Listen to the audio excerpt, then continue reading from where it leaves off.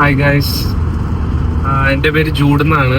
ഞാൻ ഇവിടെ London, Ontario, കാനഡയിലാണ് താമസിക്കുന്നത്. അപ്പോൾ ഇന്ന് ചെറിയൊരു ട്രിപ്പ് പോകാനുള്ള പ്ലാനാണ്. അതാണ് ഈ ചാനലിലെ ആദ്യത്തെ വീഡിയോ. ഞങ്ങളിപ്പോൾ പോണത് അൽഗോംകിൻ പ്രൊവിൻഷ്യൽ പാർക്കിലേക്കാണ്. അത് കാനഡയിലെ ആദ്യത്തെ പ്രൊവിൻഷ്യൽ പാർക്ക് ഈ അൽഗോംകിനാണ്. അപ്പം ഇന്ന് അവിടെ പോയി ക്യാമ്പ് ചെയ്യാനുള്ള പ്ലാനാണ്. അതിനുള്ള സാധനങ്ങളൊക്കെ എടുത്തിട്ടുണ്ട്. ഒരു ടെന്റും കുറച്ച് ഫുഡിന്റെ ഐറ്റങ്ങളും അത്യാവശ്യം ഫയറിന് വേണ്ട കാര്യങ്ങളും ബെഡും എല്ലാം കരുതിയിട്ടുണ്ട്. ആദ്യത്തെ ക്യാമ്പിങ് എക്സ്പീരിയൻസാ. പോയിട്ടുണ്ട് ഇതിനു മുമ്പ്, പക്ഷെ അത് ഓൾറെഡി ക്യാമ്പ് ചെയ്ത് പരിചയമുള്ളവരുടെ കൂടെ പോയാണ്. അപ്പോൾ ഇത് ഞാൻ ഒറ്റയ്ക്ക് പോണ ഒരു ക്യാമ്പിങ് എക്സ്പീരിയൻസ് എനിക്ക് എങ്ങനെയാ കുറെ അൺസർട്ടനിറ്റികളുണ്ട്. അത് മാത്രമല്ല, ഇന്ന് നല്ലൊരു മഴ ദിവസമാണ്. അപ്പൊ അവിടെ ചെന്നാലും എന്താവുന്ന വലിയ ഐഡിയ ഒന്നുമില്ല. ലണ്ടനിൽ നിന്ന് ഏകദേശം അങ്ങോട്ടൊരു 4 മണിക്കൂർ ട്രാവൽ ഉണ്ട്. 4 മണിക്കൂർ കൂടുതലുണ്ട്, 4.5 മണിക്കൂറുണ്ട്. ഞങ്ങളിപ്പോ ക്യാമ്പിംഗ് സൈറ്റ് ബുക്ക് ചെയ്തത് ലേക്ക് ഓഫ് ടു റിവേഴ്സ് എന്ന് പറയും. അത് ഈ അൽഗോംകിനിൽ തന്നെ ഒരു ക്യാമ്പിംഗ് സൈറ്റുകളിൽ ക്യാമ്പ് ഗ്രൗണ്ടുകൾ പറഞ്ഞ ലേക്ക് ഓഫ് ടു റിവേഴ്സ്. ഞാൻ ഈ ഓൺലൈനിലൊക്കെ നോക്കി കഴിഞ്ഞപ്പോ ഒരുപാട് ആൾക്കാർ റെക്കമെൻഡ് ചെയ്തിരുന്ന ഒരു ക്യാമ്പിംഗ് സൈറ്റ്. അപ്പൊ ഇന്ന് മെയ് 17, ഈ ആഴ്ച കാനഡയിൽ ഒരു ലോങ് വീക്കെൻഡാണ്.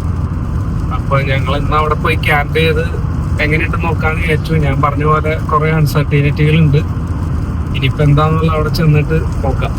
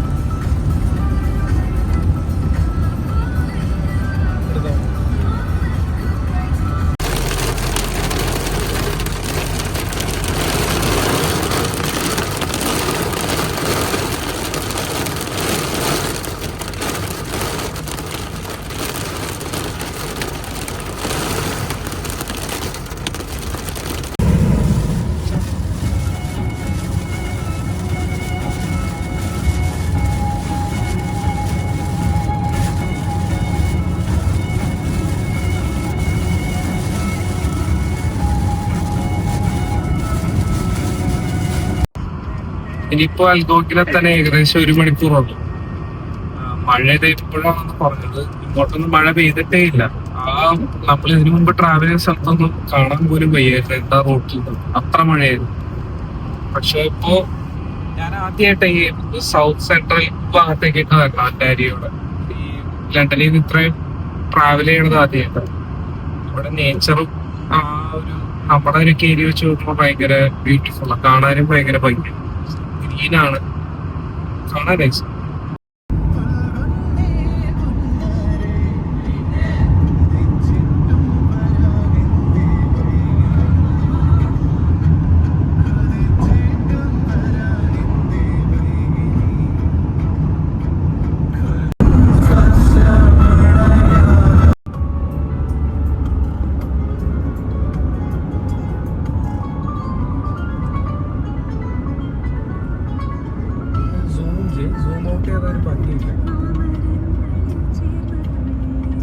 ഭംഗിയാണെങ്കിൽ ഇച്ചിരി സൂമിങ് ചെയ്യാം.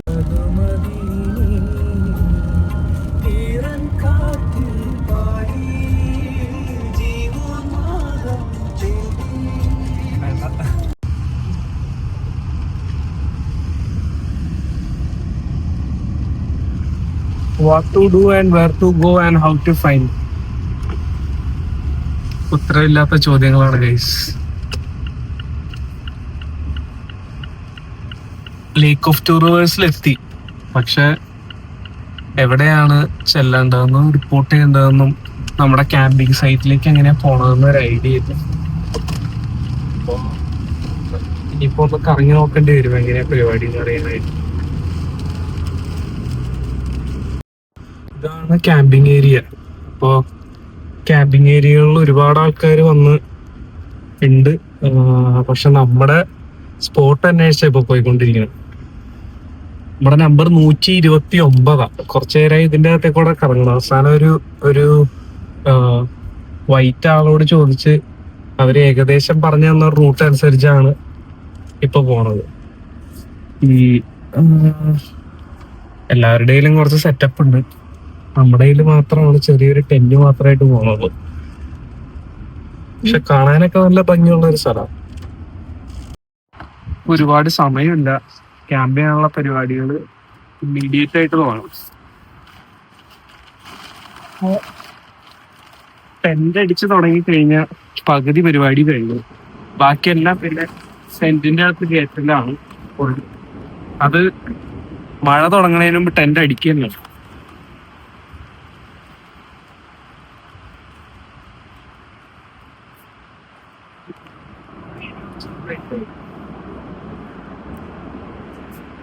ഓക്കെ, ഇമ്മീഡിയറ്റ് ആയിട്ട് തുടങ്ങുന്ന പ്രോസസ്സ് എനിക്ക് ഫുള്ള് കാണിക്കണമെന്നുണ്ട്.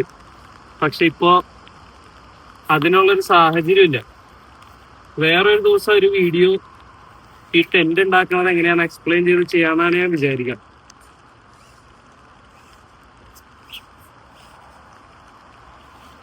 ഇവിടെ വാ വാ.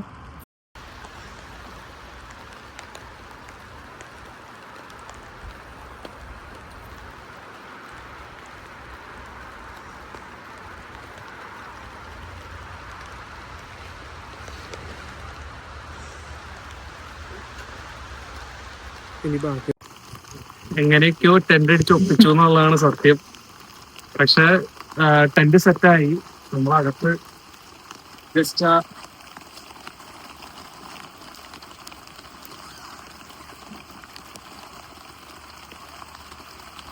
ബെഡ് കയറ്റി.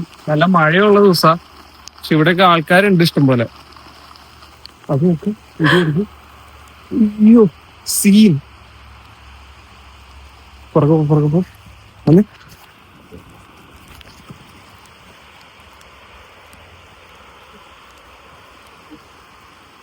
അത് വെള്ളത്തിൽ പോയി. അയ്യോ, മൂസ് എന്ന് പറഞ്ഞ ഇത്ര വലുതാന്ന് എനിക്ക് അറിയില്ലായിരുന്നു.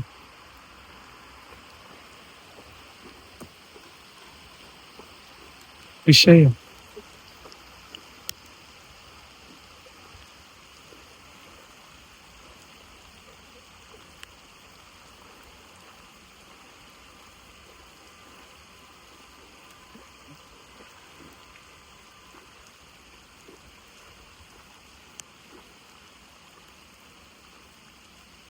ഞങ്ങൾ ഇപ്പോഴാണ് ഒന്ന് സെറ്റിലായത്. ആ മൂസിനെ ടെന്റ് അടിച്ചു കഴിഞ്ഞതിന്റെ പുറകെ മൂസിനെ കണ്ടു. മൂസിനെ കണ്ട കുറച്ച് എക്സൈറ്റ്മെന്റും പേടിയൊക്കെ ഉണ്ടായിരുന്നു. കാരണം അത്രയും വലുതാണ് മൂസ് എന്ന് അറിയില്ലായിരുന്നു. ആദ്യമായിട്ടാണ് കണ്ടത്. ഒരു കുതിരേനേക്കാളും പൊക്കം ഉണ്ടായിരുന്നു മൂസിന്. അതിൻ്റെ ഇടയിൽ ഞങ്ങൾക്ക് കുറച്ച് നൈബേഴ്സ് വന്നു. അവരോട് സംസാരിച്ച് കുറച്ച് ക്യാമ്പിംഗ് ടിപ്സ് ഒക്കെ.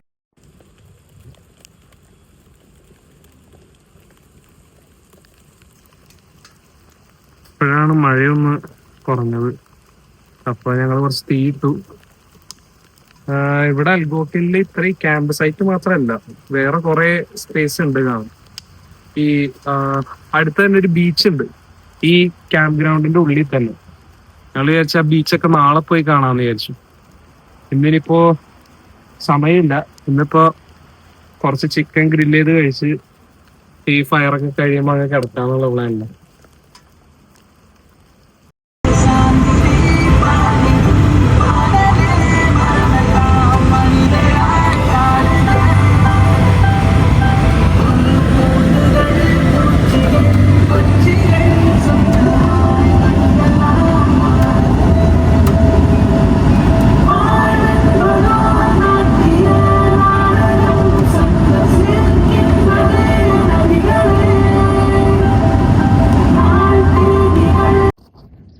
ഞങ്ങള് കാലത്ത് ഒരു 6 മണിയായപ്പോ എണീറ്റ് ഇവിടെ ഒരു ബീച്ച് ഉണ്ട് ഈ ലേക്ക് ഓഫ് ടൂറിസ്റ്റ് ക്യാമ്പ് ഗ്രൗണ്ടിന്റെ അകത്ത് തന്നെ.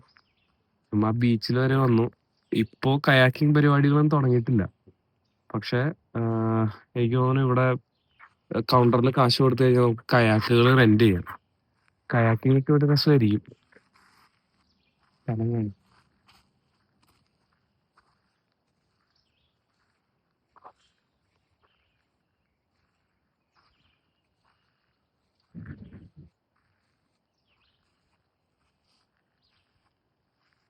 നല്ല തണുപ്പ്.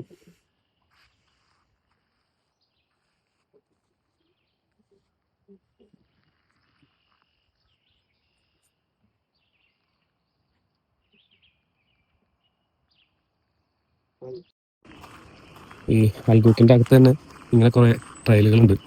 നമുക്ക് സമയം സ്പെൻഡ് ചെയ്യണമെങ്കിൽ ട്രയലുകളുടെ അടുത്തേക്കൂടെ നടന്നാൽ മതി. പിന്നെ ഇന്നലെ രാത്രി കടന്നു കഴിഞ്ഞപ്പോൾ മൂസിനെ കണ്ടതിന് ശേഷം ചെറിയൊരു പേടിയുണ്ടായിരുന്നു, എന്തെങ്കിലും ജീവികൾ ഉണ്ടാവുമോ. പക്ഷെ ഞാൻ പിന്നെ ഓൺലൈനൊക്കെ വായിച്ചു കഴിഞ്ഞപ്പോൾ കണ്ടത് അൽഗോക്കിൽ ബെയർ പോപ്പുലേഷനും ഈ മൂസിൻ്റെ പോപ്പുലേഷനും ഭയങ്കര ഹൈയാണ്. അത് ബെയറുകളിൽ ബ്ലാക്ക് ബെയറുകളാണ് അൽഗോക്കിൽ കൂടുതലുള്ളത്. പക്ഷേ ഇതുങ്ങൾ അത്ര അഗ്രസീവ് അല്ല ബ്ലാക്ക് ബെയർസ്. ഇതുവരെ മൊത്തം 3 റിപ്പോർട്ടുകളെ ചെയ്തിട്ടുള്ളൂ ഈ ബ്ലാക്ക് ബെയർസിൻ്റെ അറ്റാക്ക് മനുഷ്യരുടെ നേരെ. പക്ഷെ അതിലൊന്നും ഇഞ്ചുറീസ് ഒന്നും റിപ്പോർട്ട് ചെയ്തിട്ടില്ല. പിന്നെ മൂസുകൾ അങ്ങനെ ഒരു അഗ്രസീവ് ജീവികളല്ല പൊതുവെ. പക്ഷെ ഇതെല്ലാം ഓരോ സമയം അനുസരിച്ചിരിക്കുക. ഈ ഇപ്പോൾ അതുങ്ങളുടെ ബ്രീഡിങ് സമയമാണ്, അത് കുട്ടികളുണ്ട്, അല്ല അത് ഒരു ബുള്ളാണെങ്കിൽ ഒരാണാണെങ്കിൽ ഇങ്ങനത്തെ സാഹചര്യങ്ങളിലെല്ലാം ഈ ജീവികളൊരിത്തിരി അഗ്രസീവ് ആയിരിക്കും. അപ്പോൾ കുറച്ചും കൂടിയും പ്രിപ്പയർ ചെയ്ത് വരണം. ഞങ്ങളത്ര പ്രിപ്പയർഡ് അല്ലായിരുന്നു. ഇപ്പോൾ ഇവിടെയുള്ളവരുടെ എല്ലാം ഒരുപാട് ടൂൾസ് ഉണ്ട്. എനിക്ക് വർഷങ്ങളായിട്ട് ക്യാമ്പ് ചെയ്യണവരാന്ന് പറഞ്ഞു. ഒട്ടുമിക്കയുടെ കയ്യിലും RV-കളുണ്ട്, ടെൻറ്റുകളുണ്ട്. ടെൻറ്റുകളല്ലാതെ പിന്നെ അവരുടെ സാധനങ്ങൾ എടുത്ത് വയ്ക്കാനുള്ള എല്ലാം ഉണ്ട്. അങ്ങനെ ഒരുപാട് ടൂൾസായിട്ടാണ് എല്ലാവരും വന്നത്. അപ്പോൾ കുറച്ചുകൂടി പ്ലാൻഡായിട്ട് വരാം. നമുക്ക് കുറച്ച് പണി കിട്ടിയത് വെതർ ഇത്ര മോശമായിരുന്നു, മഴ തന്നെയായിരുന്നു. പക്ഷെ എന്നാലും ഓവറോൾ എൻജോയ് ചെയ്യുന്ന ട്രിപ്പായിരുന്നു. ഇത് ഞങ്ങളുടെ താമസിച്ച ടെൻറ്റിൻ്റെ തൊട്ട് സൈഡിലായിരുന്നു ഈ ഒരു അരുവി. അപ്പോൾ അതുകൊണ്ട് കാണാൻ നല്ല ഭംഗിയായിരുന്നു. അതുപോലെ തന്നെ നമ്മൾ ആ വീഡിയോയിൽ ആദ്യം കണ്ട മൂസ് ഇറങ്ങിപ്പോയത് ഈ അരുവിയിലേക്കാണ്. അപ്പോൾ ടെൻ്റ് എടുക്കുമ്പോൾ ഇങ്ങനത്തെ ഒരു സൈറ്റ് നോക്കി എടുക്കുകയാണെങ്കിൽ നല്ലതായിരുന്നു. ഞങ്ങൾ ക്യാമ്പ് ചെയ്ത സൈറ്റ് 129. അപ്പോൾ ആ ഒരു ലെയിനിലുള്ളത് എല്ലാത്തിനും ഈ അരുവിയുടെ സൈഡിലായിരിക്കും. ഇത് ഞങ്ങളുടെ ക്യാമ്പ് ഗ്രൗണ്ടിൻ്റെ അടുത്തുള്ള ഒരു സ്റ്റോറായിരുന്നു. അവിടെ നമ്മൾ ഏതെങ്കിലും ജീവികളെ കണ്ടിട്ടുണ്ടെങ്കിൽ അതിൻ്റെ ഡീറ്റെയിൽസ് എഴുതി വയ്ക്കാം. അപ്പോൾ ഒരുപാട് ആൾക്കാർ എഴുതി വെച്ചിട്ടുണ്ടായിരുന്നു. ഞങ്ങൾ കണ്ട മൂസിൻ്റെ ഡീറ്റെയിൽസ് ഞങ്ങളും എഴുതി, സമയവും സ്ഥലവും, എവിടെയാണ് കണ്ടത്, ഏത് ജീവിനെയാണ് കണ്ടത്. ബാക്കിയുള്ളവർ ബെയറിനെ കണ്ടിട്ടുണ്ടായിരുന്നു, ഫോക്സിനെ കണ്ടിട്ടുണ്ടായിരുന്നു, മൂസിനെ കണ്ടിട്ടുണ്ടായിരുന്നു. ഇതെല്ലാം മെയ് 17 തന്നെയായിരുന്നു. അതിൻ്റെ സമയവും കാര്യങ്ങളൊക്കെ എല്ലാവരും എഴുതി വെച്ചിട്ടുണ്ടായിരുന്നു അവിടെ.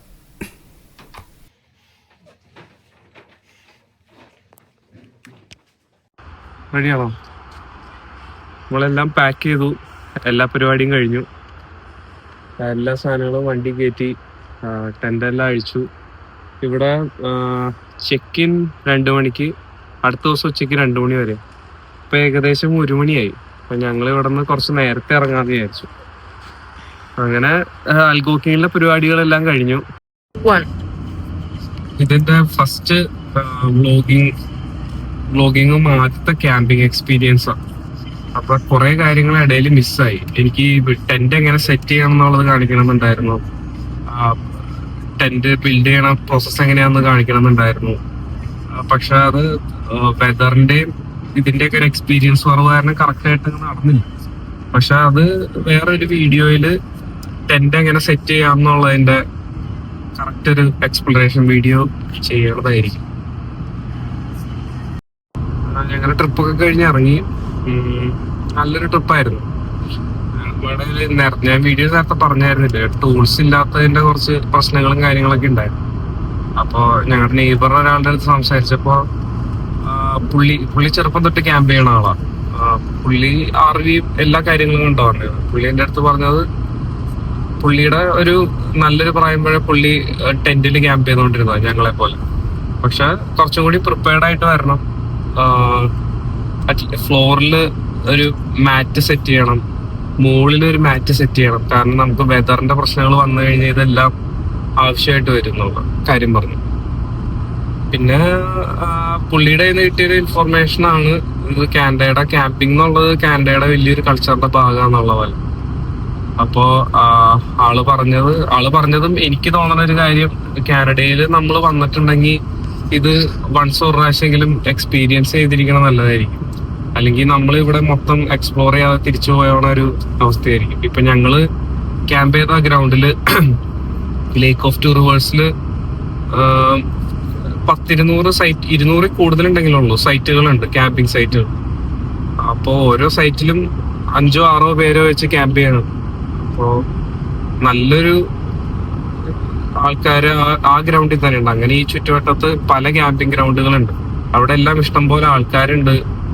നമുക്ക് അത്യാവശ്യം വേണ്ട സൗകര്യങ്ങൾ, അതായത് വാഷ്റൂം കാര്യങ്ങള്, തൊട്ടടുത്ത് സ്റ്റോറുകള്, ടെന്റിന് ക്യാമ്പിങ്ങിന് ആവശ്യമായിട്ടുള്ള കാര്യങ്ങള്, ഒരു ചെറിയ ടിഫിൻ സർവീസ് കാര്യങ്ങളെല്ലാം അവിടെ ഉണ്ട്. പക്ഷെ അതിനെല്ലാം ഭയങ്കര വില കൂടുതലാണ്. എല്ലാം കരുതിയിട്ട് വന്നതായിരിക്കും നമുക്ക് കാശ് ലാഭം.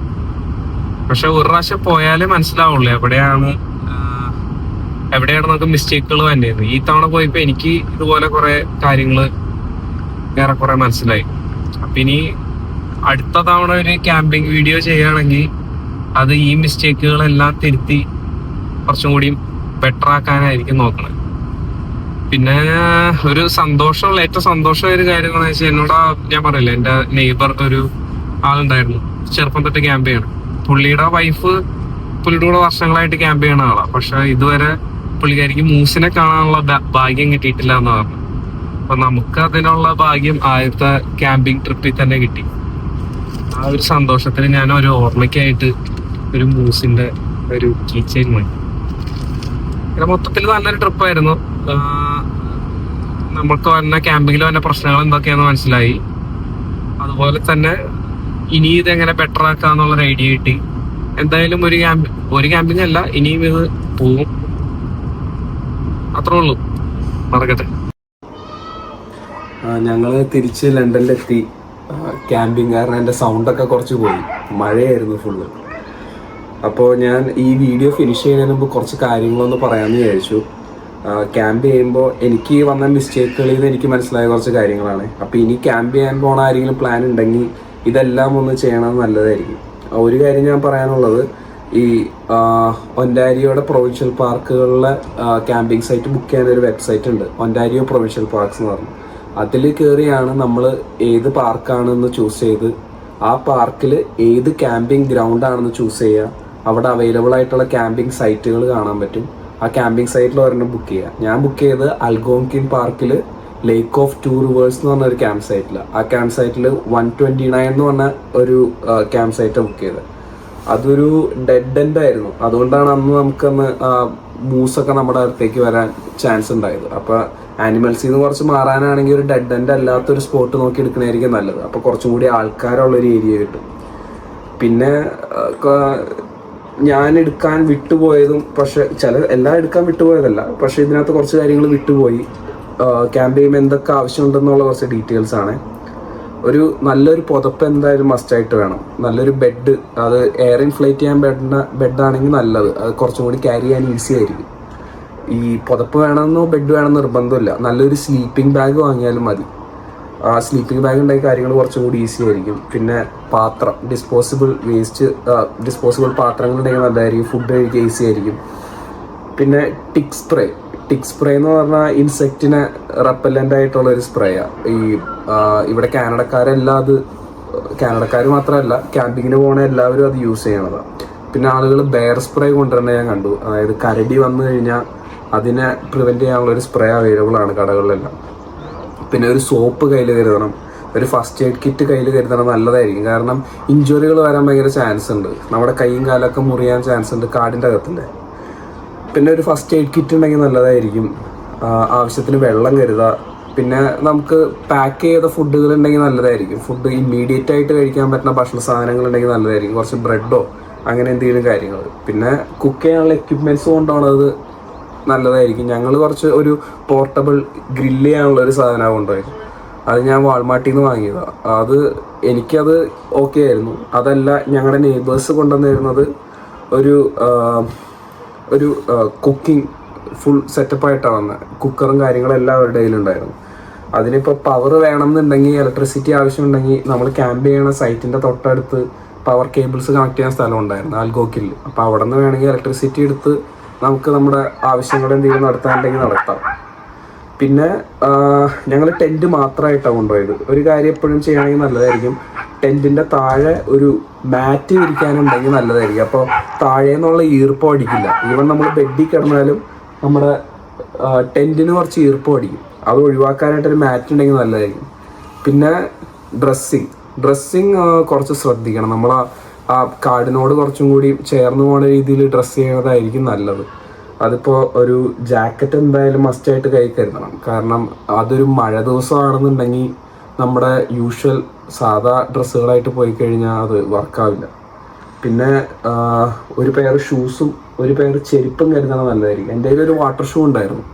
അപ്പോൾ അതുകൊണ്ട് അവിടെ ചെന്ന് കഴിഞ്ഞപ്പോൾ ഈ കുറച്ചും കൂടി കാര്യങ്ങൾ ഈസി ആയിരുന്നു. ഇത്രയും കാര്യങ്ങൾ ശ്രദ്ധിച്ചു കഴിഞ്ഞാൽ ക്യാമ്പിങ് കുറച്ചും കൂടി എളുപ്പമായിരിക്കും. പിന്നെ ഞാൻ പറയുകയാണെങ്കിൽ ഒരു ലോ കോസ്റ്റ് എൻ്റർടൈൻമെൻറ്റ് പരിപാടിയാണ് ക്യാമ്പിങ്. ഞങ്ങൾക്ക് അവിടെ ഒരു ദിവസത്തേക്ക് ക്യാമ്പ് സൈറ്റ് ബുക്ക് ചെയ്യാൻ ആകെ $60 ചിലവായുള്ളൂ. അത് നിങ്ങൾക്ക് 3-4 പേർക്ക് വേണമെങ്കിൽ ഷെയർ ചെയ്യാം. പിന്നെ അവിടെ വരെയുള്ള പെട്രോൾ കാശ്. പക്ഷെ ആ നേച്ചറായിട്ട് കുറച്ച് കണക്റ്റ് ആയിട്ടുള്ളൊരു പരിപാടിയാണ്. അപ്പോൾ ആരെങ്കിലും ക്യാമ്പ് ചെയ്യാൻ ഇനി പോകണമെന്നുണ്ടെങ്കിൽ ഹാപ്പി ക്യാമ്പിങ്. എല്ലാം സെറ്റായിട്ട് പോയിട്ട് പോവാം. ഇതിൽ നിന്ന് ഞങ്ങൾക്ക് വന്ന മണ്ടത്തരങ്ങളിൽ നിന്ന് പറഞ്ഞ കുറച്ച് മിസ്റ്റേക്കുകളുണ്ട്. അതെല്ലാം കവർ ചെയ്ത് ക്യാമ്പ് ചെയ്തിട്ട് പോവാം.